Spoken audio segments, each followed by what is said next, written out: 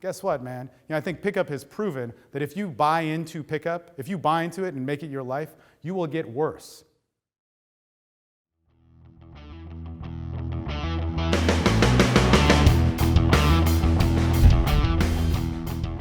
Hey guys, Anthony Johnson here with the 21 Convention, Tampa, Florida.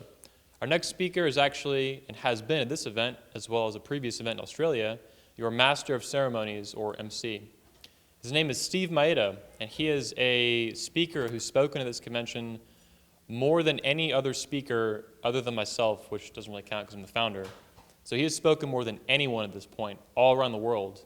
I believe he was actually one of two, or maybe even the only speaker in 2012 who spoke at all three events held in that year in London, Texas, and Australia. So please give a warm welcome to Steve Mayeda, founder of The Sexual Life. Hey, thank you. Thanks, man. Man, what an honor to be brought on stage by Anthony Johnson. I mean, we all know he's done so much to shape and influence men, but look, I want to start this off with something a little bit different, and I want to start it off with what I believe in and what I feel, to get me grounded and feeling good. But I want to dedicate this speech out of, to the things that I love. And that's Zephin, that's Kai, that's Esteban. And the speech is a lot about fulfillment and what will happen there. And Maria, who you guys have met all weekend or hopefully have interacted with, she has given me the fulfillment that made all these concepts make sense, okay? These are thoughts that I've had for a long time, and man, it's just a cool thing. It's a cool thing to know and have faith in the sexual life, the social life, being the man that you've wanted to be, but when you can live in a world where it's happening, it's a pretty amazing thing, and I'm very, very proud to say that. Today's speech, the myth of the alpha male, okay? And let's get into this bad boy. In fact, you can find me I'm the founder of The Sexual Life. I also got asked to rebrand and work with a certain department of Venusian Arts. And also, if you want loads and loads of free content, Bang Radio, you can find it on iTunes and Stitcher and all that fun stuff, and of course, social media. But let's get into this, okay? And this is really, really something that I've always believed in, and hopefully you can take it and really evolve and move into a life of a total man, right? So, we were born to be, okay? Every single person, all of you watching, whether you're in this room or on YouTube, you were born to be many, many things. But some of those would be, you were born to be social, you were born to be sexual, you were born to be healthy, you were born to have a happy mentality, you were born to connect, you were born to have purpose and meaning, okay? And what I mean by that, and we'll get into this, but every aspect of your expression, biologically, physiologically, mentally, hormonally, your wants, your desires, your thoughts, and your choices, and we've actually heard a lot of speeches talking about that. You were born to have. You were made to have those. And the problem is there's a myth that we live in. There's a way that we live. In fact, a culture that is, well, a little bit is cut off there, but it is not how we were actually born to be, okay? So what I mean by that is how we live in this, society, this culture, this grouping of people, how we interact, how we see sexuality, how we see being social, how we see being healthy, how we see making choices is not actually how we evolved to be. And all of those traits that are your natural urges, whether they're social, whether they're physiological, whether they're sexual, are always simple. They're never complex. They never have a method or a series of steps that are needed to happen. In fact, we'll talk about that in a little bit. But all of your fulfillment and functionality is very important to understand that is simple. So your functionality of your body, your functionality of even your health, your functionality of your social expression is a simple thing. So what we got to learn here is there's a few differences. Number one, culture is man-made, okay? Culture is great, all right? I love culture. There's no way we can go back. being able to broadcast this speech and come together and work as a group of men is an awesome thing. But culture is man-made. Now, you may not be able to read this too much, but culture is not, or this culture, I'm sorry, not all culture, but this culture is not what man was born to be, okay? And it is also not of nature. That means this culture, this expression that we live in, okay? Man is of nature. That means you, your decisions, your thoughts, your sexual urge, your everything that motivates you, your thoughts, the things that are happening in your body that you have no control over, your hormones, your cells. We have very, very little control over all those things. But it is a force of nature that is happening, whether you want to have it happen or not. That means our bodies, our minds, our emotions, our health, our social urge, our sexual urge, and our will to survive are very old things that we carry around within us. That's so cool. That's so cool. My son is making some noise back there, which I love. That actually brings a smile on my face. But, when he was born with this blueprint.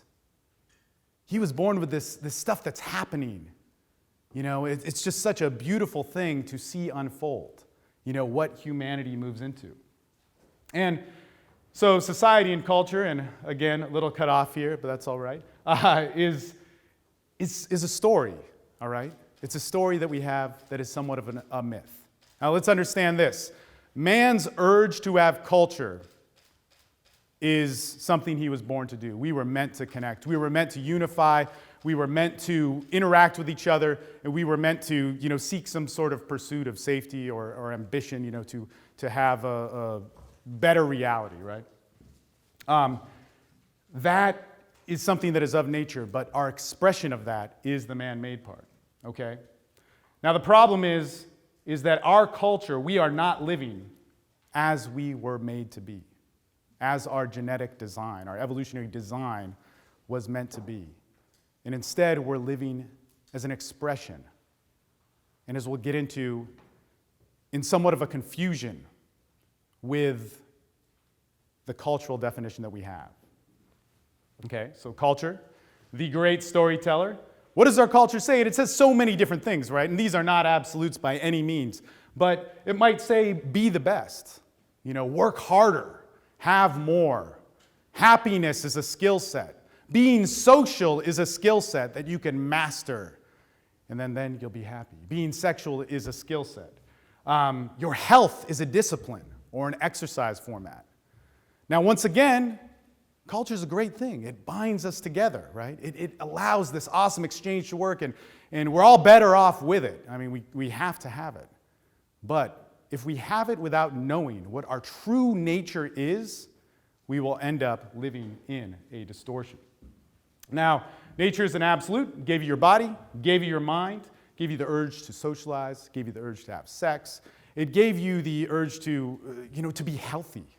And in fact, if we were living in our ways that we were really designed for, we wouldn't really have to work for those things. Now, of course, it's not all peaches and cream. There's plenty of problems, that come with, different mutations and other different social problems that may arise. But you are an expression of nature. Everything within you, is an expression of nature. That your wants, your desires, what you want to do with your body, your urge for sex, your urge to talk to somebody, your urge to better yourself. So, man, a complex machine. This is actually an awesome line, and I still remember it. I was talking to my buddy Skip, one of the wisest guys in the world. He looks like Santa Claus, but has kind of a crazy mind like mine, which, if you know me, it's pretty crazy. But he goes, man, we are complex machines. We're complex machines, and we get to experience this world. There's all this stuff happening within us that came from carbon, and he'd space out on all this stuff.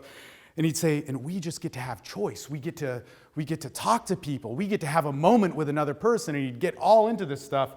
But man, all these things are happening in our body without any decision from us.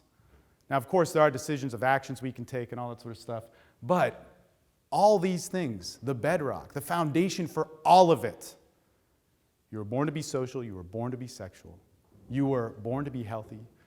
You were born to be an expression of you. You were born to want to survive. You were born to want to do good. You were born to be happy. They're already in your favor. It's already within you, okay? So let's take a few steps back. Where the hell did our culture come from? So we may have heard stuff like this, but about 8,000, 10,000 years ago, man learned a new way to survive that was pretty awesome, right? We hear a lot about this in the paleo community. I actually really love James Steele's speech because it broke this stuff down in a very academic way. Academic, I am not. But we learned a new way to live, right? We for the first time, had the ability to build up a population, okay? And so, it happened in the Fertile Crescent, and then it happened at far later in the Americas. But people got to live longer. There was less stress in certain areas. We got to build larger populations. Man, we got to raise our life expectancy rate by 4 times, right? And that took some time. It wasn't immediate. But God, we had this awesome thing. We took our natural urge and will to survive and put it into a new template for us to flourish in all these badass ways that led up all the way to this, okay? But man's history, so human beings' history, is Homo sapiens, 250,000 years to 400,000 years old, okay?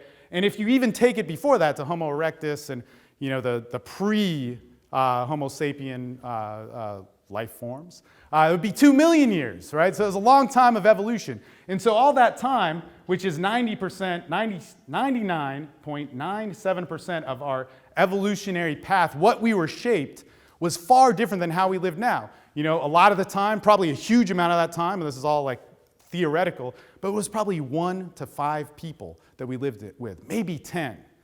And then in some situations, it built up a little bit more. Sometimes it got to 100. It maybe built up to something a little bit more complex than that.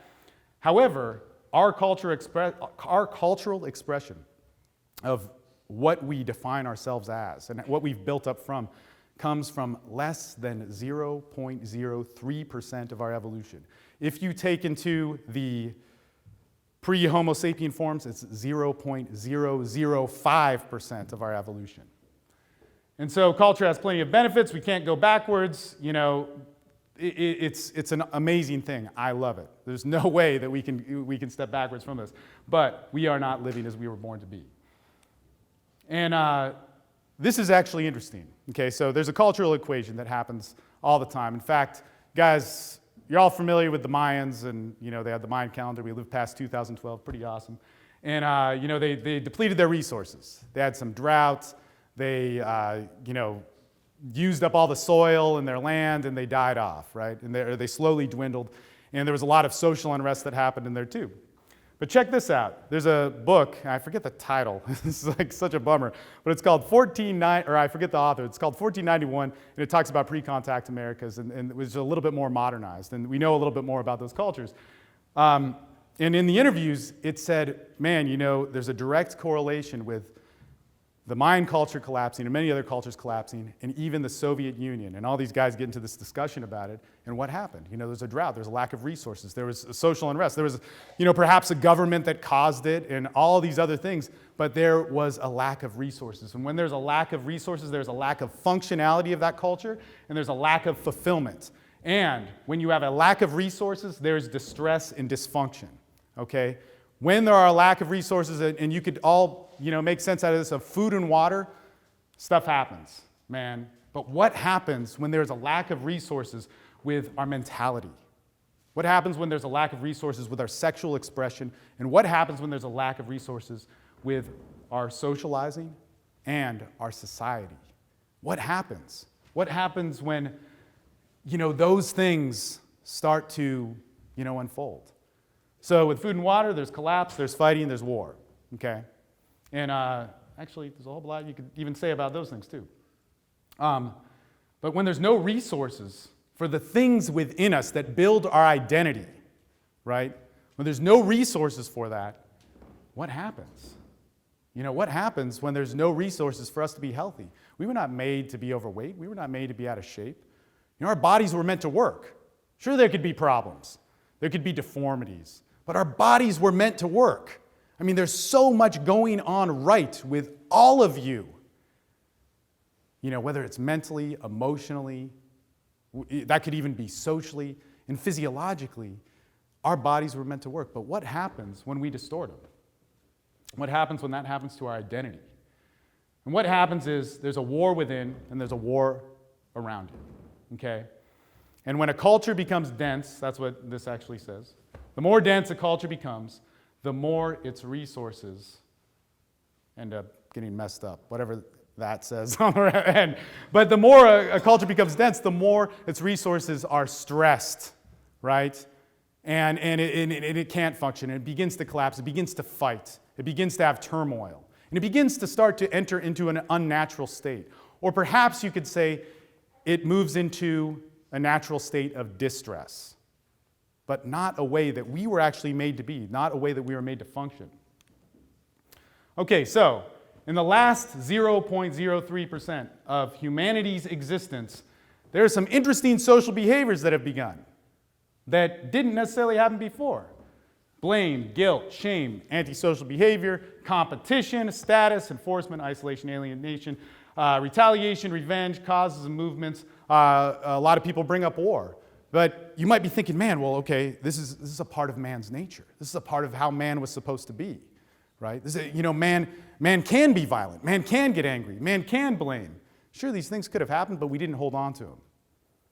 And cultural totalitarianism did not happen. In fact, a lot of you guys are fans of probably like Richard Dawkins and all this sort of stuff. There's a whole bunch of information, or in the Q&A we can talk about books that explain all this sort of stuff. But there was a certain, as they say, thought virus or meme that kind of took hold out of the Fertile Crescent. And actually in the Americas, you can see more evidence of it. But human beings did not act in certain ways that how we're seeing them now. These behaviors did not become a definition for us. They were not the norm. They were not the absolute. And think about this. Like, I know more people that could have attributes, actually I'll back up, of like, let's say, antisocial behavior. That's a pretty intense thing. I know more people that have that than who are healthy with their bodies or living in the expression of their bodies. That's crazy. That's crazy. I know more people, and maybe this is just because of me, because I kind of work in this field a little bit, but I know more people with drug problems. I know more people with bipolar than who are healthy. That's pretty crazy. I'm a member of plenty of gyms. I work out and train all this like different jiu-jitsu, martial arts, MMA. So I know a lot of people that are pretty, quote unquote, healthy by society standards. But I know people that are living like outside of that natural state. Some of man's behaviors that have always been there, things like empathy, things like connection, things like love, things like companionship, unity, expression, sense of self-fulfillment. And sure, there could be stuff like, hey, we got angry. We may have blamed, but we didn't hold on to it to the same level. But these are all things that we've always seen. Now think about that. Minimum 250,000 years. Yeah, I got that right, I think. And most of the existence was an expression of this. Sure, there were plenty of problems. Nature only needed us to live to 15 or 20, culture kicks ass. But that's what we saw, and that's our true nature that we forget. So fulfillment, this is kind of an interesting thing. And I started off talking about fulfillment. Man, fulfillment comes off of two things. It comes off of expression and exchange. Okay? These are two things that we lose sight of. And when we backtrack to some of the things that we were born to be healthy, do we see it as expression? Do we see it as an exchange with the world around us and our bodies? When it comes to being social, do we see it as expression, us? Do we see it as us communicating us and exchanging with who they really are, right? Do we see that?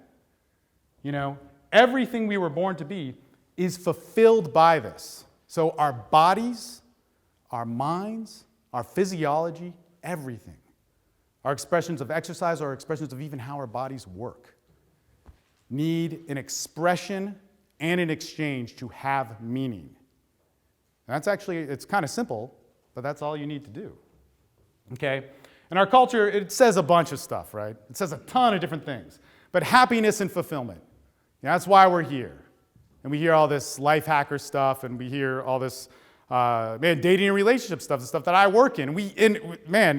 Let me just say, anybody standing on this stage who gave a presentation is one of the best in the world.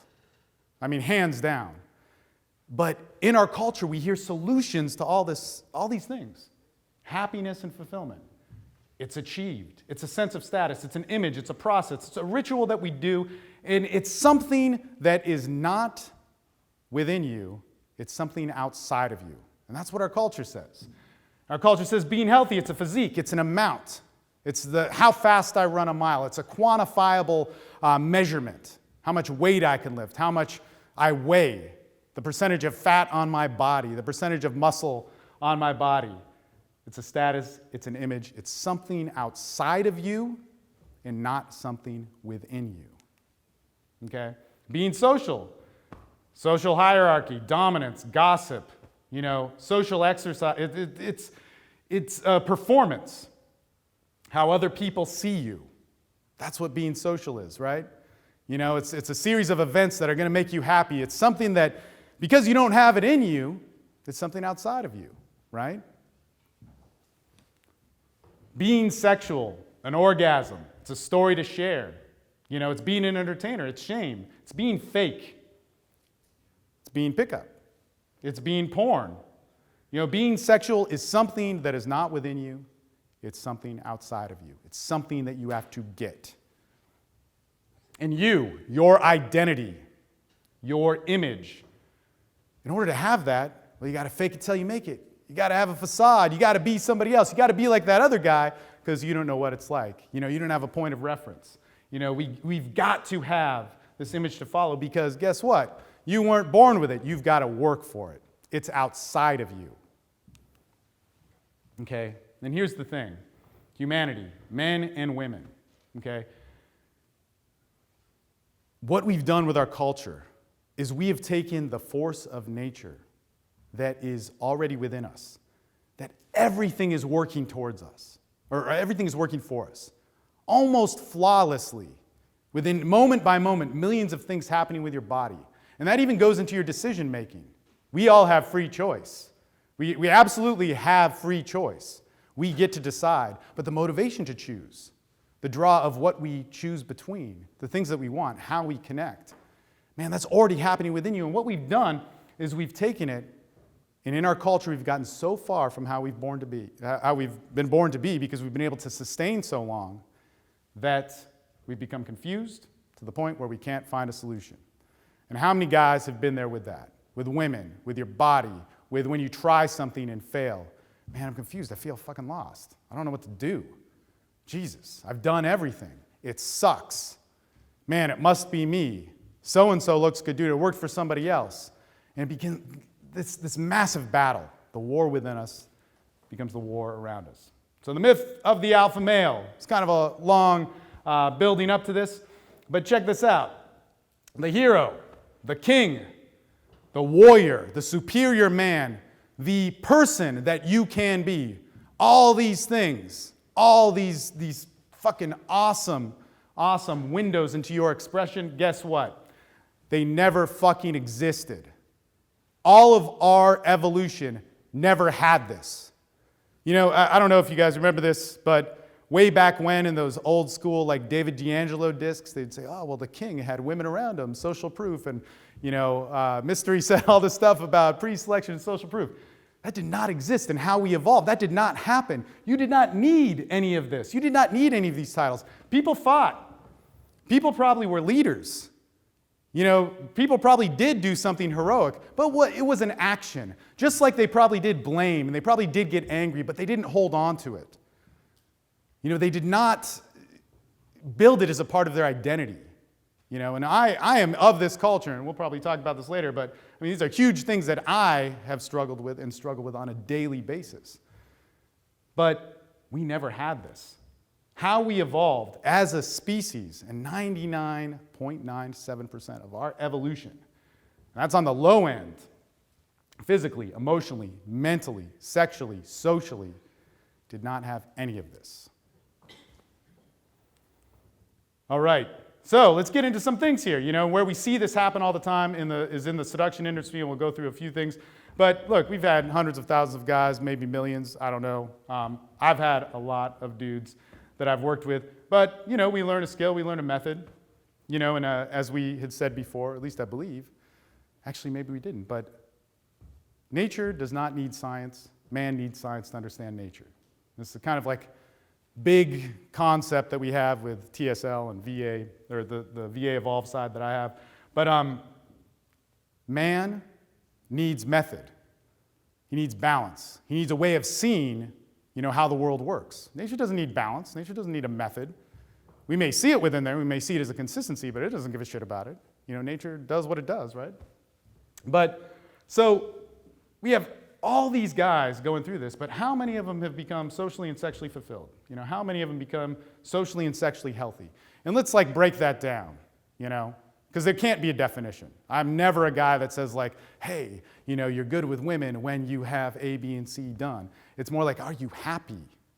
Are you fulfilled?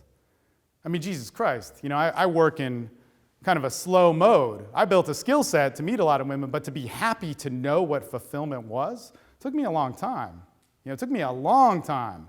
A lot of experiences that were not so great. If we all watch Socrates' speech, I mean, I've hit every corner of that graph and maybe even a little bit off of it. We could talk, but but man, I mean, anyway, I'll stop there because I don't want any calls from attorneys. Okay, so we see this happen, and how many people, really reach true friendships? And ask yourself this. It's not that our culture meant to be bad, but this starts to happen, right? It's not that any of these people are malicious. This starts to happen, right? How many people learn to have a relationship? I mean, geez, man. I'll be honest with you. It's tough being in a monogamous relationship. Monogamy is totally unnatural. But we've decided that because that's what we've decided, right? But who do I call?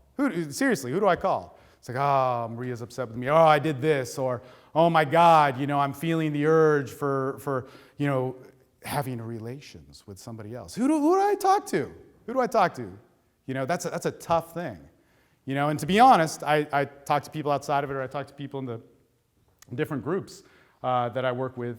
And but how do we learn about love? What that really is. We've got to have that different experience. We've got to have that dialogue happening. How do I learn that the potential of humanity is more than a transaction?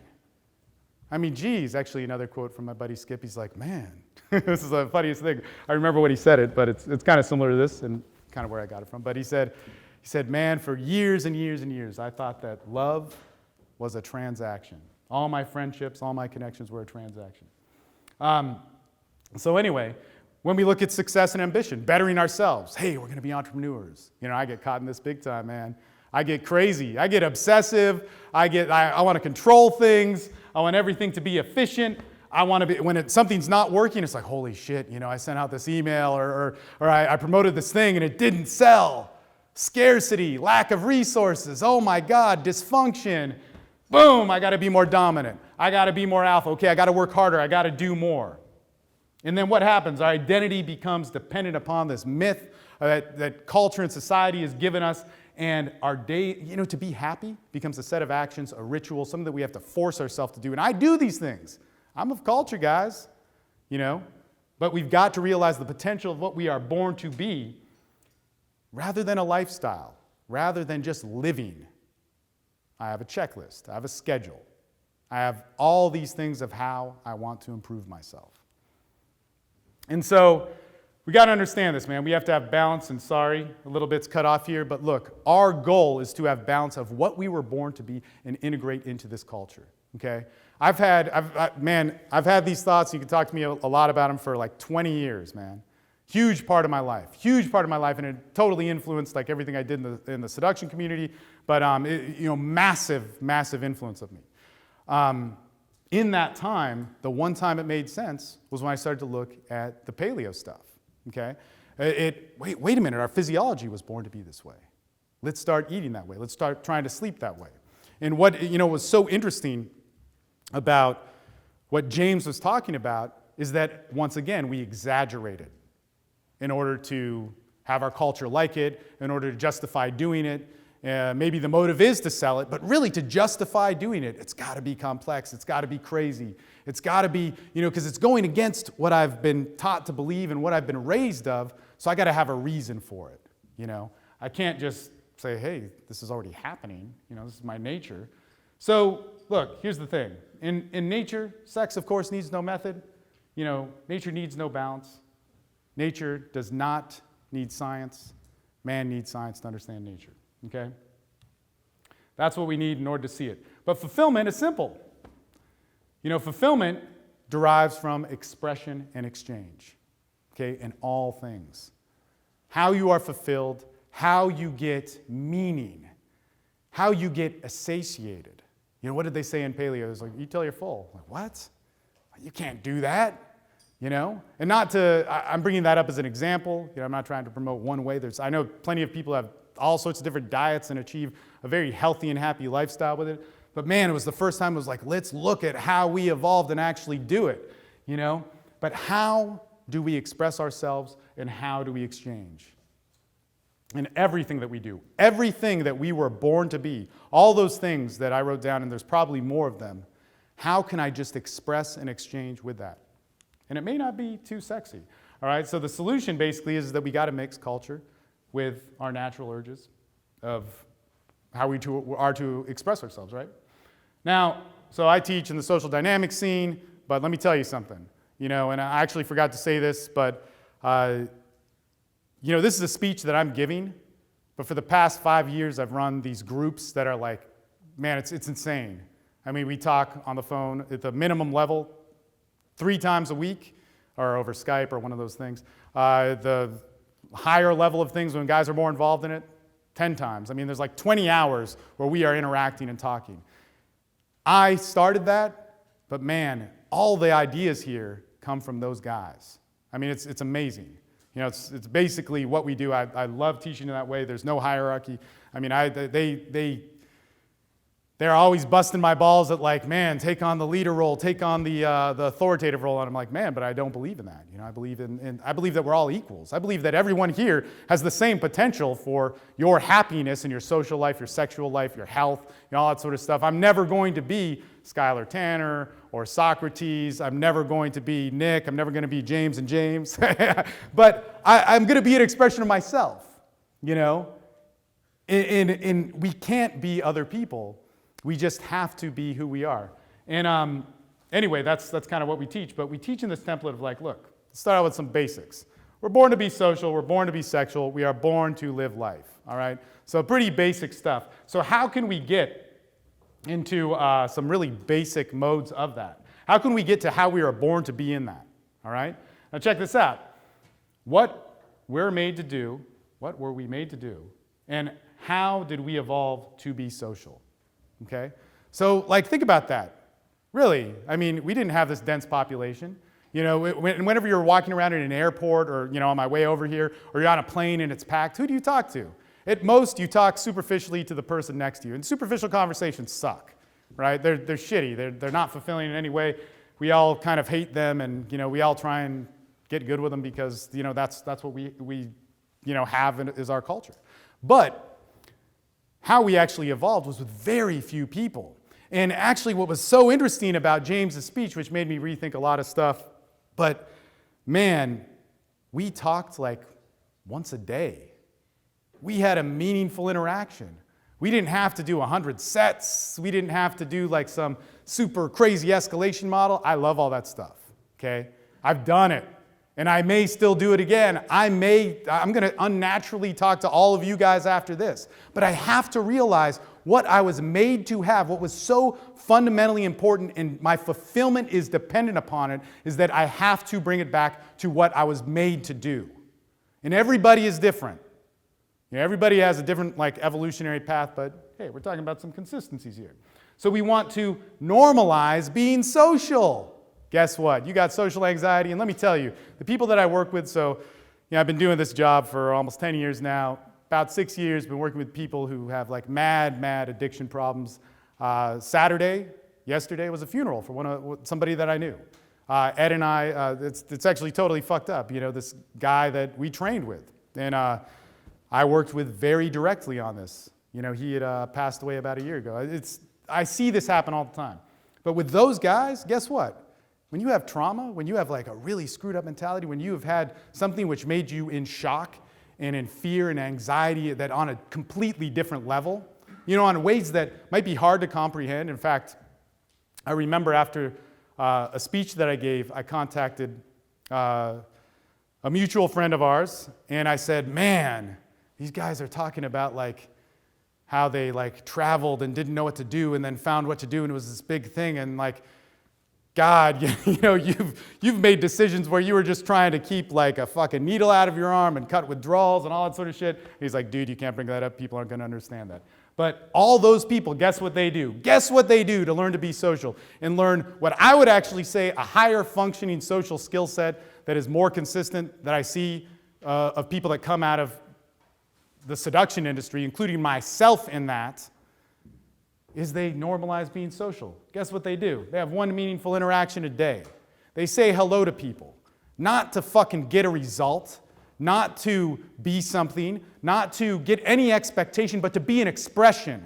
Because you've got to be an expression. You've got to be okay with your identity, who you are, and put it out there with the world in order to get an exchange. And that isn't a superficial exchange. That is an exchange of that real person back towards you. And if you get that, you become a little bit fulfilled.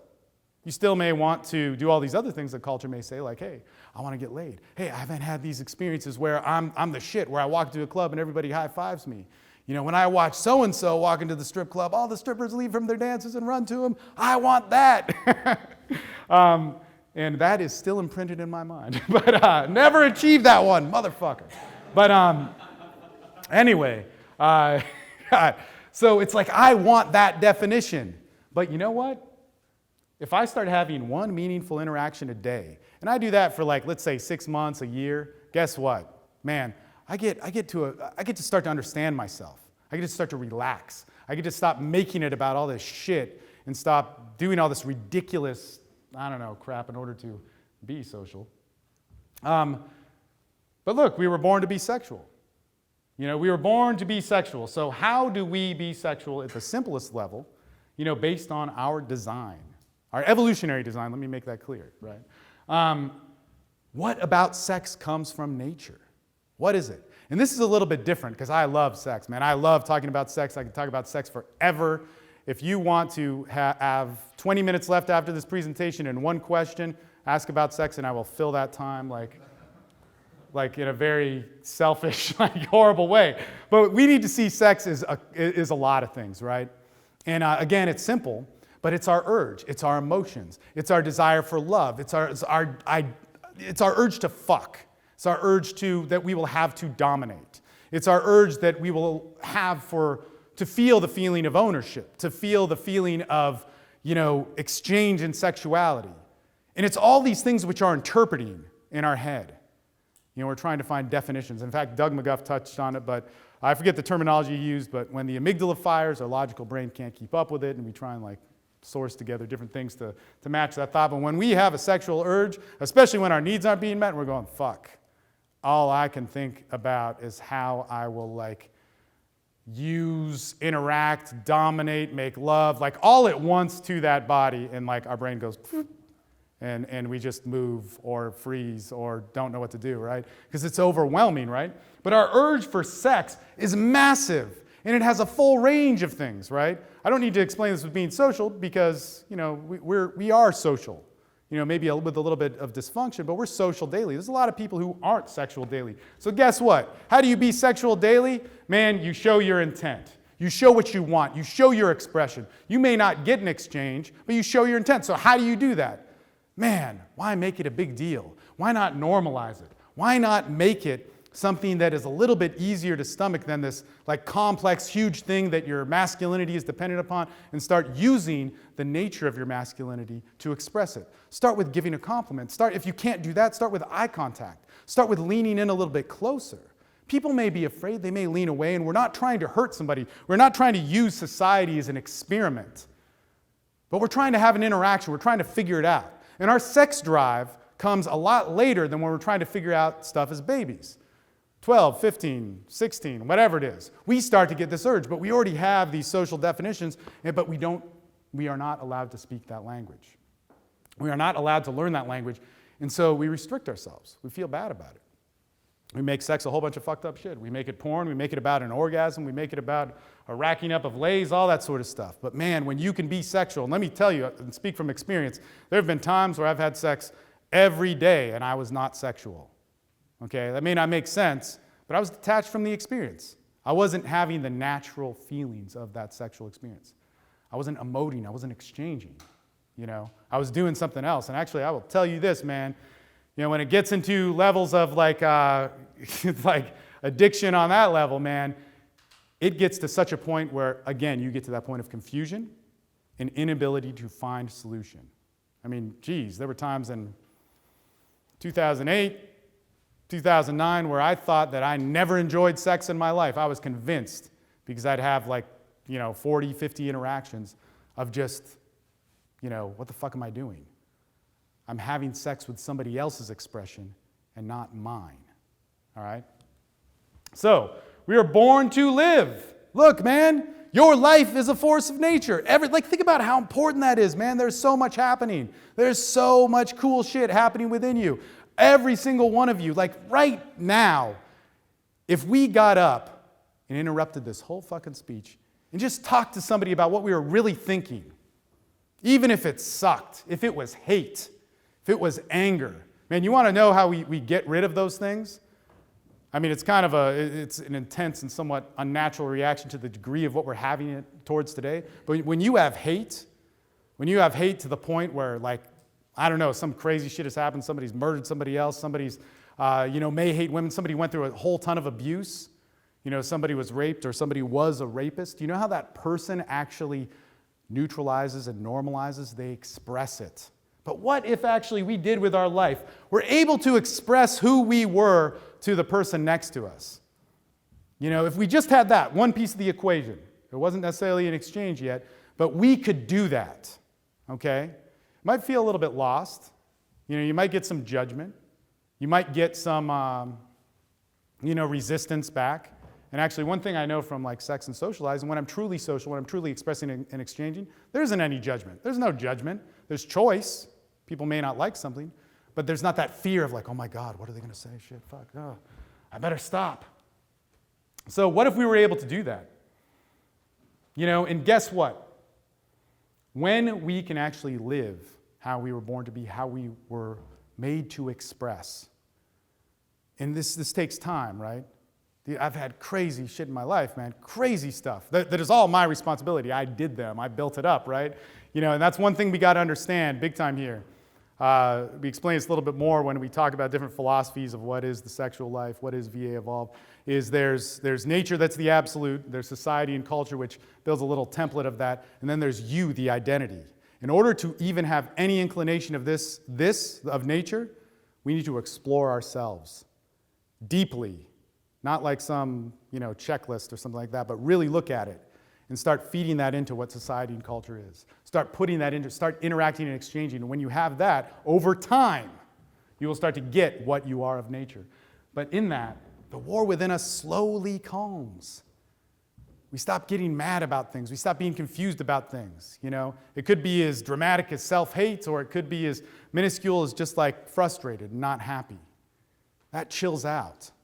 We stop needing a checklist of all right, I'm going to go do yoga and meditate, and then I'm going to do a gratitude list, and then I'm going to call some people, and I'm going to do what, the Tim Ferriss life hack of 101 happiness is. And not to knock Tim Ferriss, good, awesome guy, but hey, you're a top, man. I can't see anybody else. That war within us calms. We stop needing all this shit, right? And the other thing that's so cool is the war around us. What it is that is our interactions stop being about how I can control things, how I'm mad about them, how I'm pissed off, how I'm angry. I love talking shit just like anybody else. I love if I have some good sexual experience or I pull off some bad, I totally brag about it, man. I talk about it and high five everybody. But the thing is that true meaning of me needs to be fulfilled and expressed in order for that to become, some sort of normalized behavior. So check this out, value. So you can't really read this, but let me fill in the blanks. So we've been teaching in this whole like seduction system with value, right? And a lot of people that have been speaking at this convention don't teach in this template. Absolutely. But we haven't really moved beyond it. Like, how the fuck do we make a connection, right? Because, and I'll say this, from my viewing of this and how I see it, is because we're stuck in this filtration that it's not within me. It's separate from me. Happiness, skills of dating, skills of relationships, skills of sex, skills of being social are outside of me. They're not already within me. And if I look through that filter, then I have to use society as some sort of like, oh, well, people like this more, you know?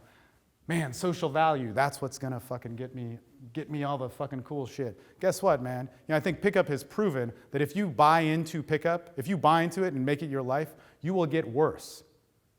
This is actually a true statistic of mine. And actually, well, hey, I can't state the specifics, but hey, 2006, 2007, 2008, I probably approached like 1,000 people a year. I got laid a lot. I did lay competitions. I beat all these dudes. I got like kind of popular, and they were like, man, Steve, El Topo, geez, you beat all these, whatever, you know. And it was cool, but like I said, in those years, I didn't really enjoy sex. You know, I thought that for my whole life I didn't like it, right? And man, check this out. Then we get to like 2009, 2010. I fucking didn't like it, man. It was like, this is not sexual. Actually, it was crazy. This is a true story. I made friends with all these guys in the porn industry. They would talk to me about sex addiction. I was dealing with other addictions at the time, and I couldn't talk to anybody in the seduction industry about this stuff because nobody would really, I didn't have friends that were willing to be honest about it yet, right? And so I talked to these guys in porn, they're like, man, you gotta learn to love women, like sex is natural. You got like, look, you have to find your sexual definition and do that. You know, I came from that hating, I came from that thing where I couldn't come, or I couldn't get off, or it was just like, you know, it wasn't happening for me, right? And yeah, that's why it's like I'm very critical when people speak bad about porn, because porn is definitely not fucking sex. But let me tell you, man, the people in that industry like shaped my mind in a way that none of those other TED Talk people who aren't familiar with that kind of sexual activity, aren't familiar with that sort of like desensitization that comes from it. You know, they brought me back to a normalization of sex. But man, what we have to realize is the true value of humanity is that exchange. It is empathy, right? That is the highest value and the only value that matters. That is the thing that will give you meaning. When you have empathy, you have exchange, okay? And that's what it means. And I would encourage you also to watch Greg Swan's podcast, because he has a lot to say about this, and he's going to talk later on today. But when you exchange with somebody, good or bad, anger, hatred, somebody reacts and feeds back naturally to you. They have a real reaction, that thing that we're all afraid of because we all want to fit in this image, because we see happiness and sexuality and socializing separate from ourselves, that when we can be real and get a real feedback from it, we can start to build fulfillment. We can start to build our real value. We can start to know who we are. We can stop needing to rely on this false image of like, there was never a fucking king, man. That's such a new idea. There was never a warrior. You know, I was actually thinking about this when I was talking about it the other day with my group, but, you know, this is so stupid and minuscule, but I was swimming with my friends when I was like 17 or, like 16, and we broke into this property and we're cliff diving, and they got fucked up and smashed against the rocks, and I grew up in Hawaii, I was a really good swimmer, and I went in and I just got them out of the water. And then we hiked back, and they were all fucked up, and it was like, oh shit, I was scared. So that's what everybody does. That's what anybody would have done. If you could swim, you would do it. We don't need this image in order to be an expression of ourselves. That did nothing for my self-worth. What that did was that built a bond of exchange and empathy with my buddies, man. You know, what it did when a woman really left me and broke up with me, you know, and I felt loss and sadness, that gave me a real human experience to be able to function to, and I don't want to be cliche, but have the relationships I have today. Because it made me see the reality of it. It made me see that I had to discipline myself to be myself. We have exchange, we have connection. When we have connection, we have fulfillment.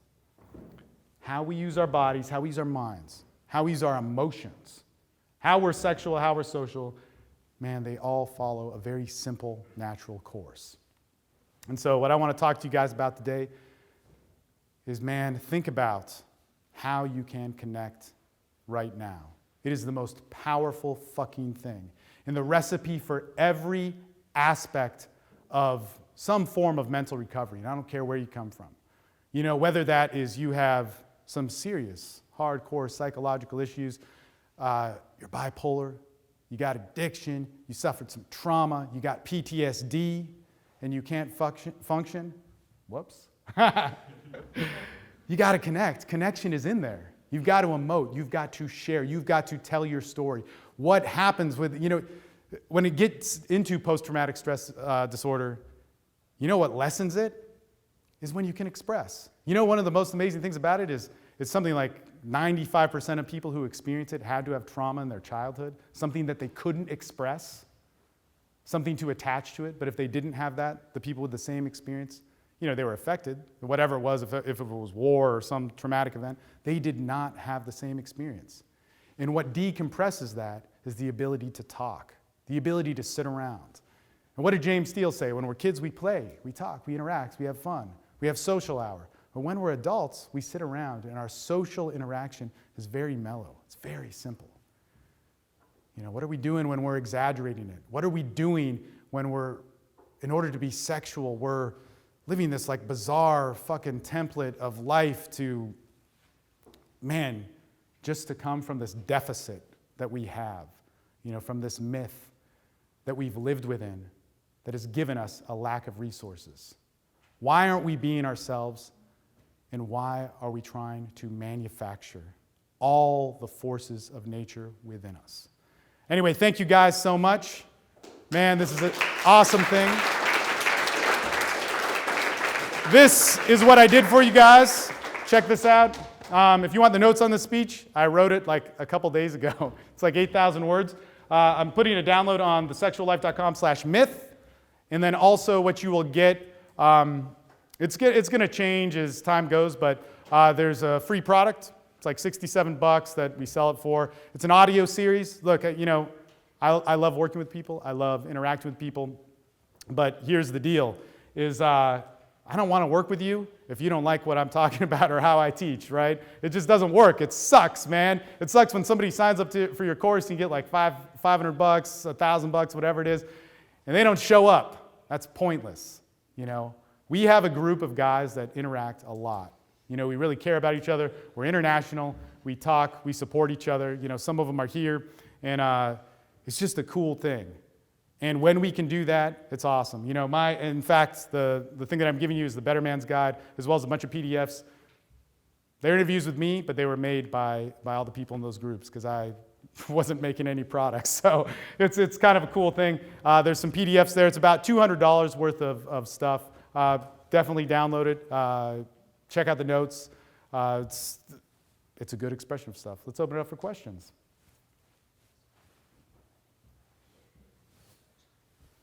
I believe Nick Sparks has a question.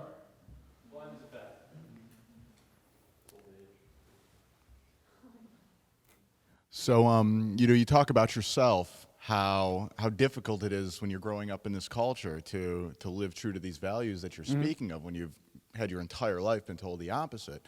And you speak about creating a culture that upholds these values, shifting from kind of these superficial values that we propagated to this new means. My question to you is, how do you think we can go about creating a culture where exchange, where this connection is kind of the ideal value, or can we overcome like everything else that's coming at us? So so I have my opinions on that. And first off, number one, no victimization, man. Everybody's had crazy stuff happen, and my hangnail hurts just as bad as your broken leg. You know, I mean, it's like there's no. You can't weigh scales on it. You got to deal with your shit. You got to explore your identity and then filter it back into society, and then you can find out what your nature is. But number one thing is, with that, is we've got to communicate. I encourage everybody to be a part of a men's group. I mean, the only way I teach is through a men's group, man. I mean, it's what it is. Like, and that's just because I need one. So, you know, that's what I kind of made my job. So I think that's important. We talk, we communicate. That could be big, that could be small. It's better face to face. But I personally think stop making it about changing the world. Man, all I can do is have one interaction with somebody in front of me.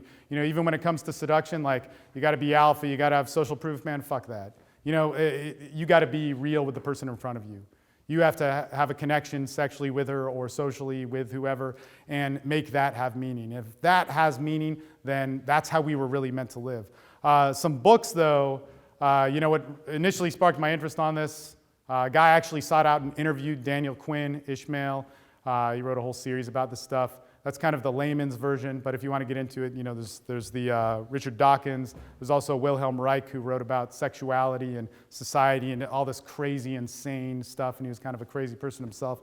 And there's a really good anthropological book called Saharasia, which is by a Reichian dude. But man, hopefully that answered your question, but I would say make it simple. Keep it one-on-one. That's my version of it, you know.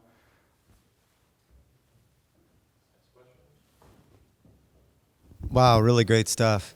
In a culture of anti-fulfillment, you know, everywhere I go, every day, you know, these other images being presented as fulfillment and happiness. I really identify with what you're saying. Can you give me some simple ways to just keep resetting to stay on course? Man, so what we do in our groups at the highest level, so if there's guys that are getting laid a lot to guys that have major social anxiety, if you have major social anxiety, you're going to have to start off at a different point.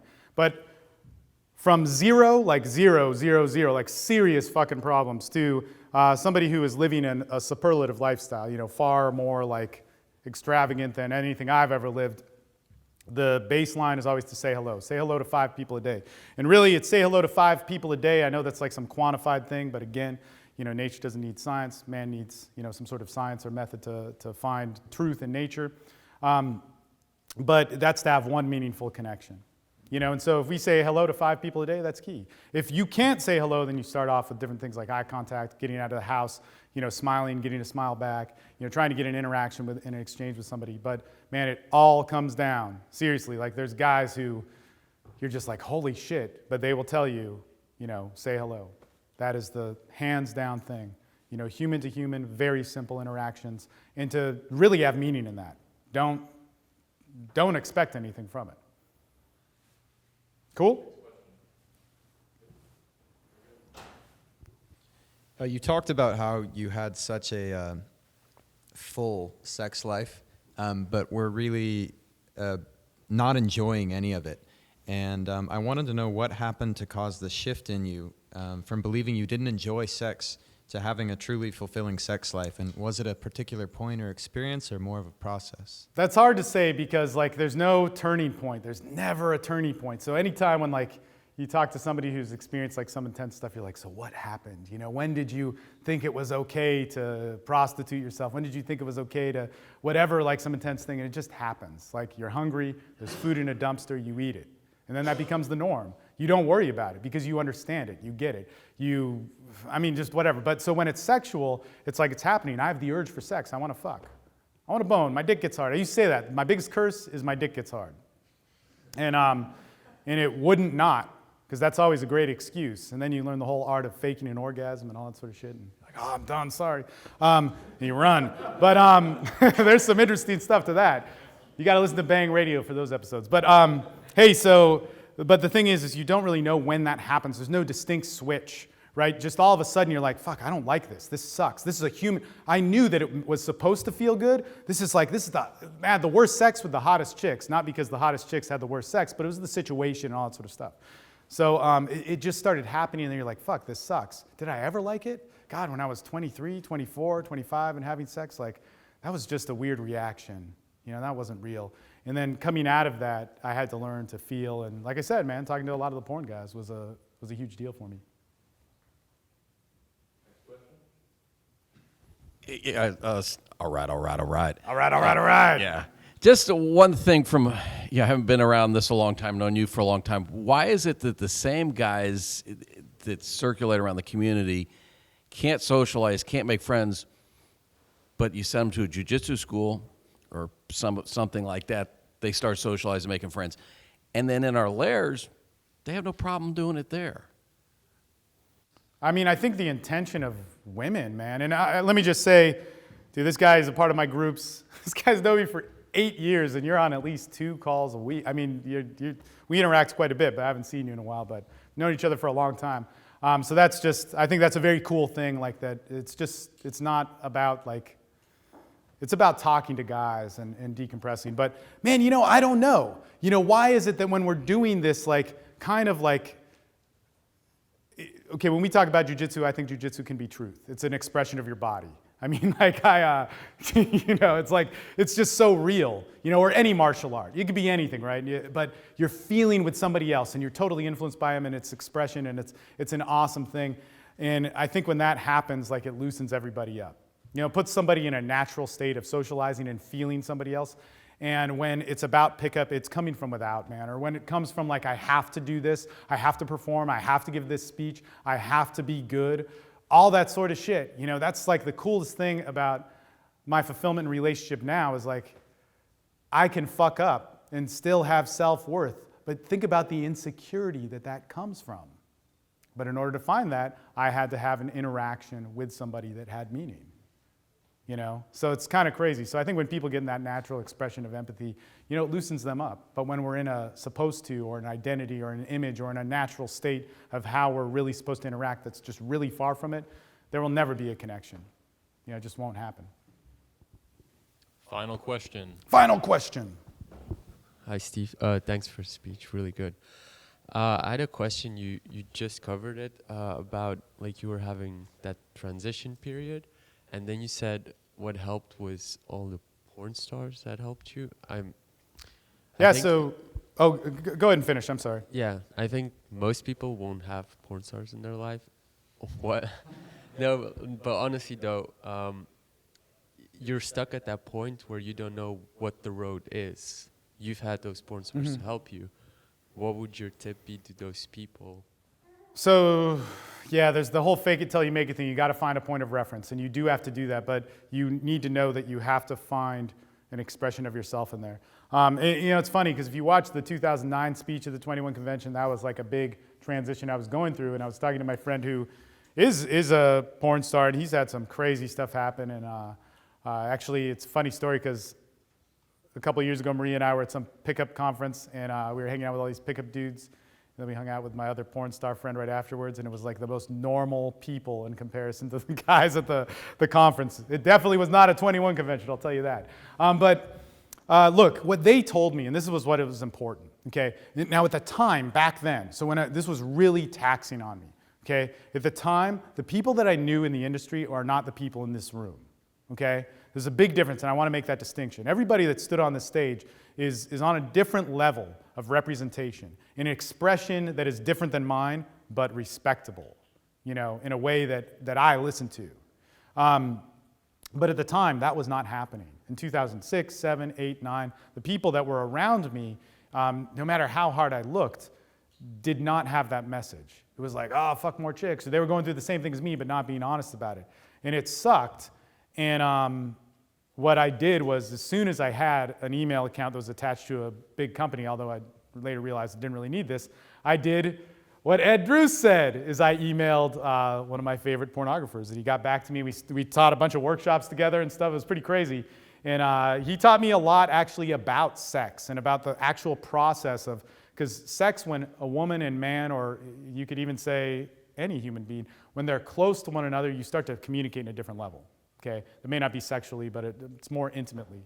And so getting physical is like, can happen, because it's natural, I don't want to make it like it's a series of steps that will magnetically get, but it can happen. And he just told me, he's like, man, all these guys that you introduced me to hate women. Steve, I have hated women. This is a crazy story. I'm not saying who it is, but his mom stabbed him in the eye, and he has a fake eye. It's actually a really good fake eye. But his mom abused him. And basically, he hated chicks, and you could see that came out in his porn, and he still actually makes porn to this day, but he said, his grandparents changed him, and he went through this kind of boogie night scenario of interacting with people, and that's the person that I could listen to. That's the person that I could understand. That was the first person that was like having sex on a level far beyond mine, actually, but with a level of anger and resentment that I had that I could hear. Yeah? That's all we have for questions. Give it up for Steve Mayeda! Hey, thanks, guys.